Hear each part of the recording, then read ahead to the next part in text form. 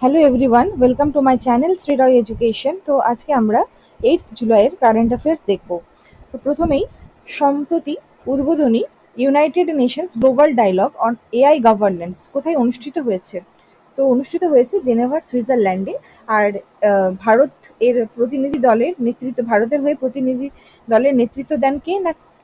কীর্তি বর্ধন সিং, ইনি হচ্ছেন প্রতিমন্ত্রী, ঠিক আছে, মিনিস্ট্রি অফ এক্সটার্নাল অ্যাফেয়ার্সের। নেক্সট হচ্ছে সম্প্রতি কোন রাজ্য তার স্টেট ওয়াকফ বোর্ড পুনর্গঠন করেছে? মধ্যপ্রদেশ, ঠিক আছে। এখানে দুজন সদস্য যারা কিন্তু হিন্দু সম্প্রদায়ের এখানে ইনক্লুডেড হয়েছে। নেক্সট, সম্প্রতি প্রকাশিত সাস্টেনেবল ডেভেলপমেন্ট রিপোর্ট, ঠিক আছে, ভারতের স্থান কততম স্থান, ঠিক আছে, ভারতের স্থান কততম? 94তম। আর ফার্স্ট র্যাঙ্ক কে করেছে না? ফিনল্যান্ড। সম্প্রতি কোন বাহিনী 4 বছরের চাকরির মেয়াদ শেষে অগ্নিবীরদের অধিক সংখ্যায় ধরে রাখার রিটেনশন প্রস্তাব দিয়েছে?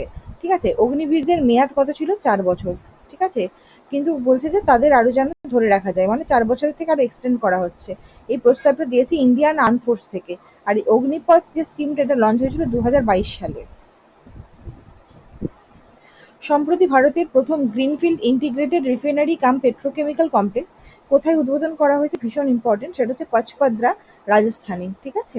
সম্প্রতি কোন রাজ্যের মন্ত্রিসভায় কোন ক্যাবিনেট থেকে করা হয়েছে? জালালাবাদ। এই শহরটির নাম পরিবর্তন করে কি রাখা হয়েছে না? পরশুরামপুরি। এটা কোথায় করা হয়েছে না? উত্তরপ্রদেশ, যোগী আদিত্যনাথ এটা করেছেন। সম্প্রতি সিরসা কিন্নৌ কোন রাজ্যের প্রথম ফল হিসেবে জিআই ট্যাগ লাভ করেছে? সিরসা কিন্নৌ হচ্ছে হরিয়ানার। হরিয়ানার যে একটা প্রথম, এই হচ্ছে সিরসা কিন্নৌ প্রথম ফল যেটা জিআই ট্যাগ লাভ করলো।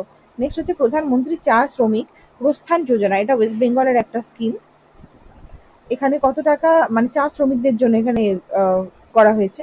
এটা কত টাকার প্যাকেজ অনুমোদন করা হয়েছে? 313.3 কোটি। সম্প্রতি কোন রাজ্য প্রথমবারের মতো এয়ারফিল্ড ইনফ্লেটেবল রাবার ড্যাম নির্মাণ করেছে? এটা নির্মাণ করেছে গুজরাট। সাউথ কোরিয়ান টেকনোলজিকে ব্যবহার করে এই এয়ারফিল্ড ইনফ্লেটেবল রাবার ড্যামটা নির্মাণ করেছে। দুটো প্রজেক্ট এর আন্ডারে এসেছে, সেটা হচ্ছে রাজফাসানা, সেটা হচ্ছে হিরান নদীর উপরে তৈরি করা হয়েছে, আর হচ্ছে পাঠাকওয়াড়ি, এটা হচ্ছে অম্বিকার নদীর উপরে তৈরি করা হয়েছে। সম্প্রতি নরেন্দ্র মোদীকে ইন্দোনেশিয়ার সর্বোচ্চ বেসামরিক সম্মান প্রদান করা হয়েছে, সেটার নাম কি না? বিনট্যাং আদিপূর্ণা, ঠিক আছে। তাহলে এখান থেকে কিছু কোশ্চেন আছে, সেটা হচ্ছে বিনট্যাং আদিপূর্ণা কোথাকার সর্বোচ্চ বেসামরিক সম্মান? সেটা হচ্ছে ইন্দোনেশিয়ার। সেটা কাকে প্রদান করা হয়েছে? নরেন্দ্র মোদীকে প্রদান করা হয়েছে। আচ্ছা, কে এটা প্রেজেন্ট করেছেন না? প্রাবু সুবান্ত, ঠিক আছে। আর এইটার পলিসির আন্ডারে পড়ছে অ্যাক্ট ইস্ট পলিসি অ্যান্ড হচ্ছে মহাসাগর ভিশন, ঠিক আছে। নেক্সট কিছু ইম্পর্টেন্ট অ্যাপয়েন্টমেন্টস আমরা দেখে নেব। যেমন হচ্ছে সম্প্রতি bureau of police research and ডেভেলপমেন্টের নতুন ডিরেক্টর জেনারেল হিসেবে কাকে নিয়োগ করা হয়েছে? অলোক কুমার মিত্তলকে, ঠিক আছে। তারপর হচ্ছে ন্যাশনাল ক্রাইম রেকর্ড ব্যুরো এনসিআরবির নতুন ডিরেক্টর হিসেবে কে নিয়োগ হয়েছেন? অমিত গর্গ। আর হচ্ছে সর্দার বল্লভ ভাই প্যাটেল ন্যাশনাল পুলিশ একাডেমি, যেখানে আইপিএস অফিসারদের ট্রেনিং দেওয়া হয়। এটা কোথায়, হেডকোয়ার্টার কোথায়? এটার হেডকোয়ার্টার কিন্তু আছে হায়দ্রাবাদে, ঠিক আছে। এই এসভিপিএনপিএ এর ডিরেক্টর কে হয়েছেন না? সুজিত পান্ডে হয়েছেন। নেক্সট, সম্প্রতি সঞ্জীব জৈনকে কোন দেশের জন্য ভারতের নতুন রাষ্ট্রদূত মানে অ্যাম্বাসেডর হিসেবে নিয়োগ করা হয়েছে? তাহলে সঞ্জীব জৈনকে ডেমোক্রেটিক পিপলস রিপাবলিক অফ কোরিয়ার অ্যাম্বাসেডর হিসেবে নিয়োগ করা হয়েছে। সম্প্রতি 2,500 কোটি ব্যয়ে পালি শিবপুরি, মধ্যপ্রদেশে মিসাইল ম্যানুফ্যাকচারিং ফেসিলিটি স্থাপনের কাজ কোন সংস্থা শুরু করেছে? Adani defence and aerospace. এখান থেকে কিছু প্রশ্ন আসবে। এক হচ্ছে কত টাকা এখানে ব্যয় করা হয়েছে? 2,500 কোটি টাকা। এটা অতটা বেশি ইম্পর্টেন্ট নয়। ইম্পর্টেন্ট যেটা হচ্ছে সেটা হচ্ছে মিসাইল ম্যানুফ্যাকচারিং যে ফেসিলিটি, এটা কোন রাজ্যে শুরু করা হয়েছে? এটা মধ্যপ্রদেশ। মধ্যপ্রদেশের কোন জায়গা না? পালি শিবপুরি, এখানে শুরু করা হয়েছে। এটা উল্টো ভাবেও কিন্তু প্রশ্নটা আসতে পারত। নেক্সট, সম্প্রতি প্রজেক্ট 17A নীলগিরি ক্লাসের অধীনে নির্মিত ষষ্ঠ স্বদেশী stealth frigate INS Mahendragiri F-38 কোন বাহিনীতে কমিশন করা হবে? ভারতীয় নৌবাহিনীতে, ঠিক আছে। আর এর বিল্ডার্সকে ম্যাজগাঁও ডক শিপ বিল্ডার্স লিমিটেড।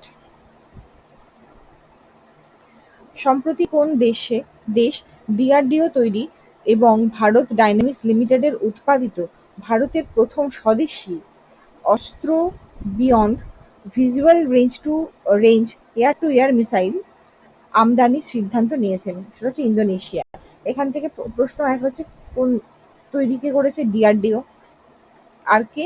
না ভারত ডাইনামিক্স লিমিটেড মিলে ভারতের প্রথম স্বদেশী আহ, এই এটার নাম কি?